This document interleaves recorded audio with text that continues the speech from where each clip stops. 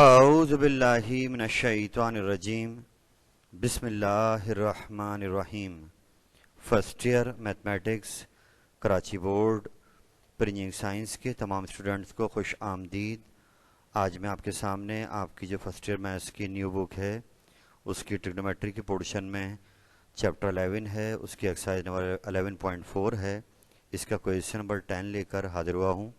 बड़ा important question है, exam के रिस्पेक्ट से पेपर में आ सकता है, इसको प्रूव करना है। तो आइए अपने 11.4 के क्वेश्चन 10 का आगाज़ करते हैं।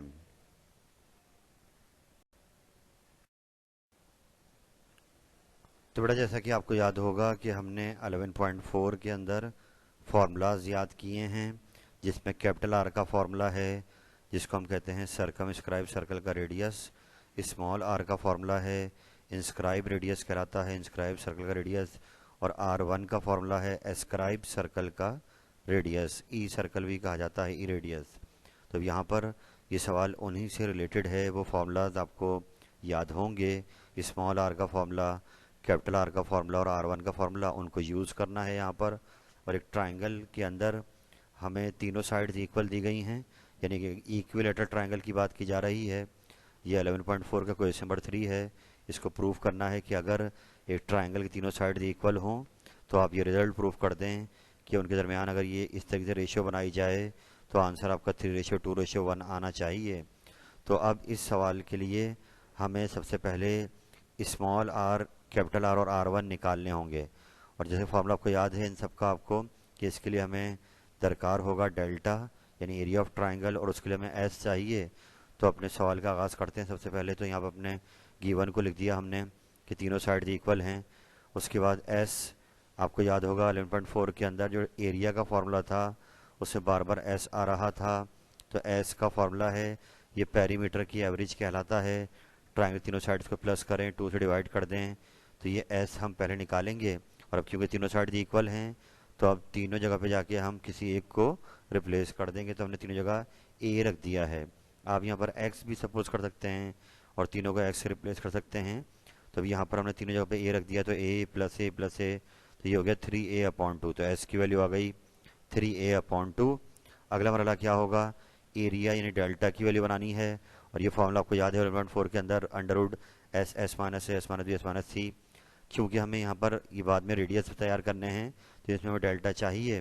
तो नेक्स्ट स्टेप में आते हैं, और जहाँ एस आ रहा है वहाँ रख देंगे 3a/2, और जहाँ ए बी सी आ रहे हैं वहाँ सब जगह क्या रख देंगे, ए ही रख देंगे।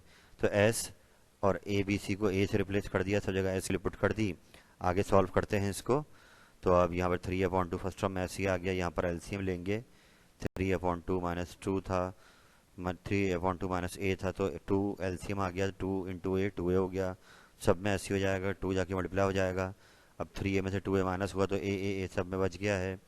तो अब आप अगले स्टेप में जाएंगे तो ऊपर 4a आ रहे हैं तो a की पावर 4 आ जाएगी, नीचे 4 2 आ रहे हैं तो 16 आ जाएगा।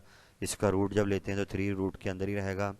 a4 का रूट जब लिया तो a² बन गया, 16 का रूट क्या हो गया 4। तो ये एरिया की वैल्यू आ गई, जिसको हम बाद में आगे जाकर नेक्स्ट पेज पर स्मॉल आर, कैपिटल आर और R1 के फार्मूलाज में रखेंगे।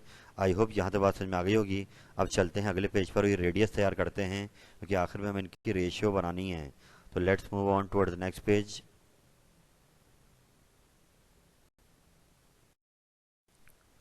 तो बेटा, जैसे कि लास्ट पेज पर हमने एस और डेल्टा की वैल्यूज बना ली थी, तो अब यहाँ पर हमें क्योंकि रेशियो तैयार करनी है तो हम पहले R1 की वैल्यू बना रहे हैं। R1 का फार्मूला आपने याद किया है 11.4 के अंदर, डेल्टा अपॉन एस माइनस ए। तो अब लास्ट पेज पे हमने डेल्टा बनाया था √3a²/4, या बैक करके चेक कर लीजिएगा। एरिया की वैल्यू आ रही थी, नीचे एस की वैल्यू आई थी 3a/2। तो ऊपर हमने एरिया रख दिया, नीचे हमने एस रख दिया पिछले पेज पे देखते हुए। अब इसको मजीद सॉल्व करेंगे। ऊपर वाला तो ऐसे ही आ गया फ्रैक्शन, नीचे हमने ले लिया एलसीएम, तो 2 × 2a हो गया। इसके बाद 3a में से 2a माइनस हो गया, a रह गया। अब ये डिवाइड वाली फ्रैक्शन ऊपर जाएगी तो रेसिप्रोकल हो जाएगा, तो इसको कर दिया रेसिप्रोकल ऊपर ले आया तो 2 और a हो गया। बाद में a² से एक a कट जाएगा और 2 से 4 कैंसिल हो गया, तो √3a/2 ये R1 की वैल्यू आ गई। इसको हमने 1 का नाम दे दिया क्योंकि इसको हमें आखिर में यूज़ करना होगा रेशियो बनाते वक्त। अब जबकि R1 निकल आया तो तो अगला मरहला है कि कैपिटल आर कैसे निकाला जाए। तो इसका फॉर्मूला आ गया A B C upon 4 delta. अब चूंकि हमने तीनों को इक्वल लिया हुआ है ए के ही, तो हमने सब जगह ऊपर ए रख दिया है, और डेल्टा की वैल्यू आपने देखी थी √3 a² अपॉन 4, वो नीचे लाके एरिया की जगह पर रख दी है। तो ऊपर ए क्यूब आ गया, 4 से 4 कट गया, नीचे a², तो ए क्यूब से a² कट जाएगा, तो a/3 ये कैपिटल आर की वैल्यू होगी, इक्वेशन 2 का नाम दे दिया। आई होप यहाँ तो बात समझ में आ गई होगी। अब तीसरी चीज़ रह गई स्मॉल आर। तो स्मॉल आर भी आपको चाहिए, तो आर का फॉर्मूला स्मॉल आर का है डेल्टा अपॉन एस। तो लास्ट पेज पे हमने डेल्टा भी बना लिया था और एस भी बना लिया था, तो ऊपर डेल्टा रख दिया, एरिया की वैल्यू √3 a² अपॉन 4, नीचे एस की रख दी वैल्यू। अब ये ऊपर जाके रेसिप्रोकल हो गया, 2/3 हो गया, बाद में ए से a² कैंसिल हो जाएगा और 2 से 4 कट जाएगा, और √3 ऊपर है, 3 नीचे है, तो देखें नीचे पावर 1 है, ऊपर पावर हाफ है, तो नीचे हाफ पावर रह जाएगी, यानी 3 की 1 पावर में से आधा 3 आपका कैंसिल हो जाएगा। तो ये रह गया आपके पास 2 4 से कैंसिल हो गया, जो नीचे 2 आ गया, ए से a² कटे तो a/2√3, ये स्मॉल आर की वैल्यू आ गई, इसको अपने इक्वेशन 3 का नाम दे दिया। तो अब तकरीबन सवाल आपका एंड होने वाला है कि आपने तीनों रेडियस बना लिए हैं। नेक्स्ट पेज पे जाके आप इनकी प्रोपोर्शन बनाएंगे, इनकी रेशियो बनाएंगे, तो ये आप बार बार दोहराइए। हम चलते हैं अगले पेज पर।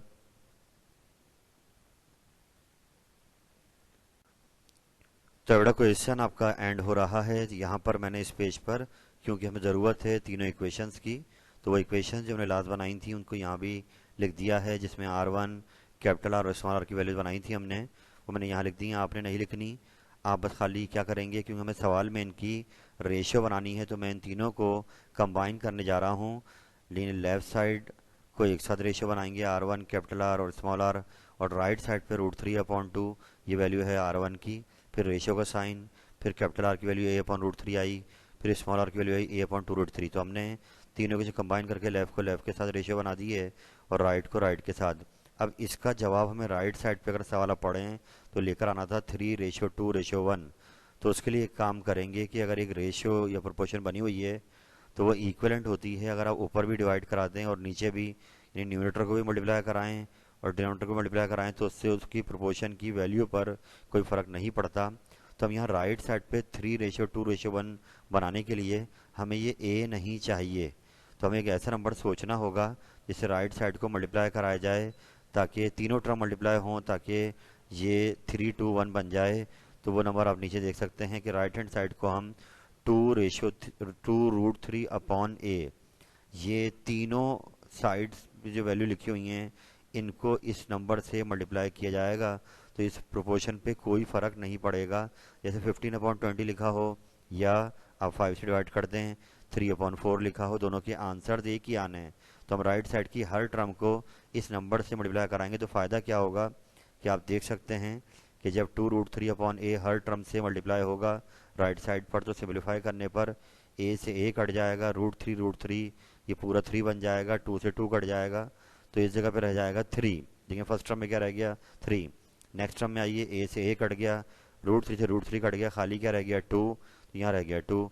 लास्ट टर्म में a से a भी कट गया, 2√3 से 2√3 पूरा कैंसिल हो गया और यहाँ रह गया सिर्फ 1। तो आप देख सकते हैं कि हमें राइट साइड पे 3:2:1 लाना था और वो आपका जवाब आ गया है। तो आप इस सवाल को बार बार दोहराएं ताकि ये फार्मूला आपको याद हो जाएं, ये मेथड आपके ध्यान में बैठ जाए, और ये क्वेश्चन एग्जाम के लिए बहुत इंपॉर्टेंट क्वेश्चन है। आज के लिए इतना ही रखते हैं, इस उम्मीद के साथ कि आज का सवाल आपके लिए बहुत कारआमद साबित होगा। अल्लाह ताला आपका हामी नासिर हो। फ़ी अमानिल्लाह। अल्लाह हाफिज़।